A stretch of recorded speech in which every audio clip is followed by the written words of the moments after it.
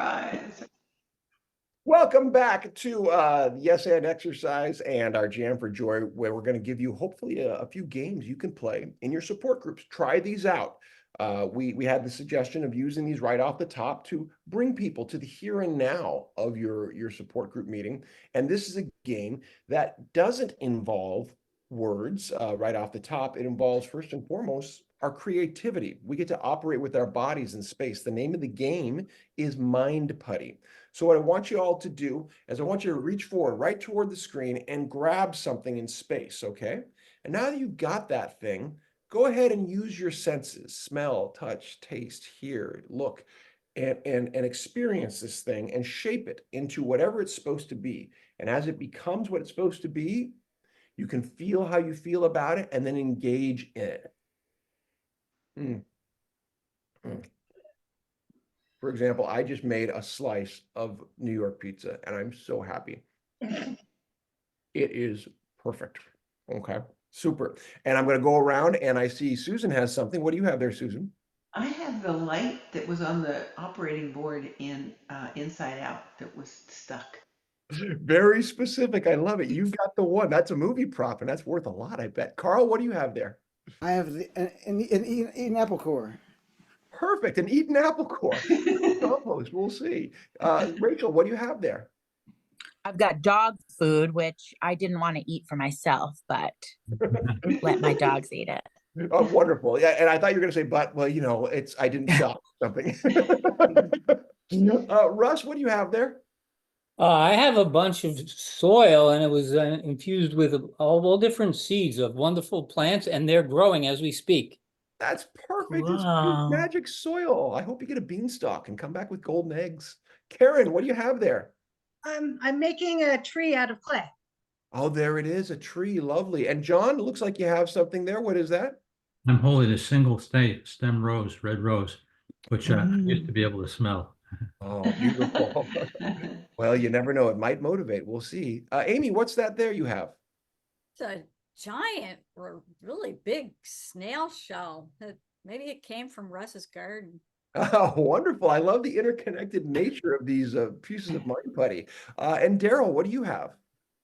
I have a tiny little sculpture that I bought at the Tiny Things store. Oh, perfect. And Brad, I don't see it, but do you have something to, oh, there it is. Yes, I have a clay bowl that I'm about to put into a kiln. You're going to fire the clay bowl. Perfect. I can't wait to see what you come up with. Thank you. And Paula, what do you have there?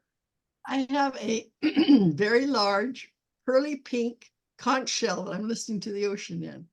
Oh, beautiful. Wonderful. Okay, so what happens in the game of Mind Putty when you go and you reach out and you grab something and then you manifest it through your senses and emotions? Yeah, Karen, what happens? It can be anything. It opens up the door to just about anything.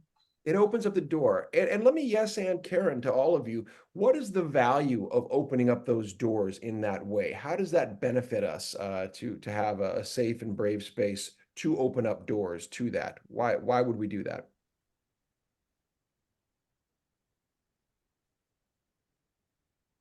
To be quiet? Wonderful. I see. That's new ideas.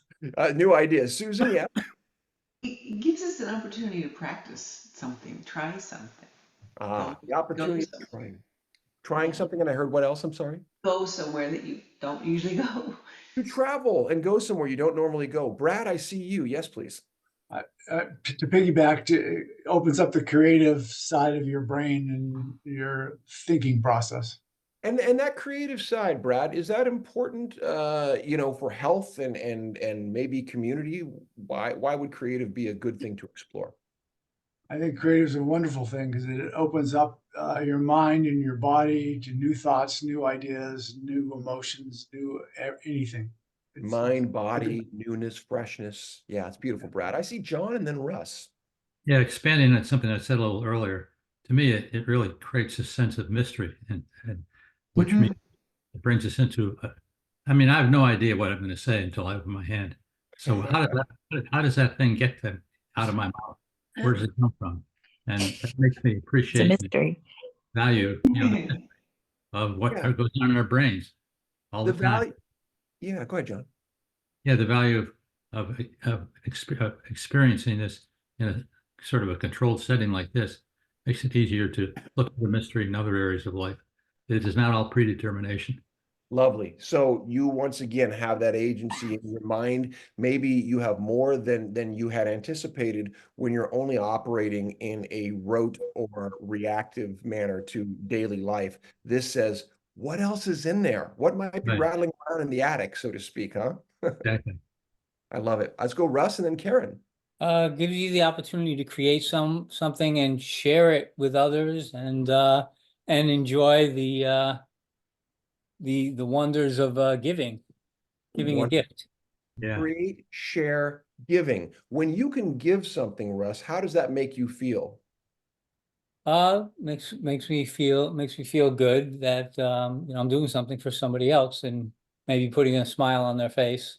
Yeah, yeah. You positively impact another person. Beautiful, Russ. I see Karen, and then I think oh, go ahead. Discovery. The word discovery kept on coming to mind when John was talking. So, Yeah. And why is discovery important to you, well, Karen? it opens up so you can discover new things, and it gets you out of ruts, for one.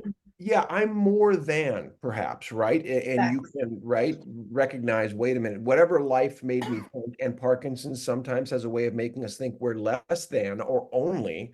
This says I'm more than. There's yeah, stuff there. Daryl? Some way the hand sending messages to the brain. Huh.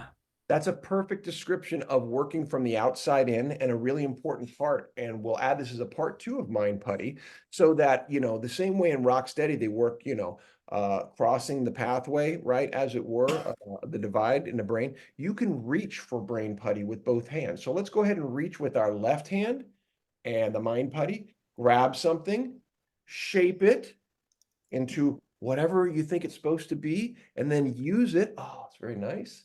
And then throw it away. And it's green. It's totally environmentally friendly. And now reach with your other hand. If you reach with your left, reach with your right and grab something.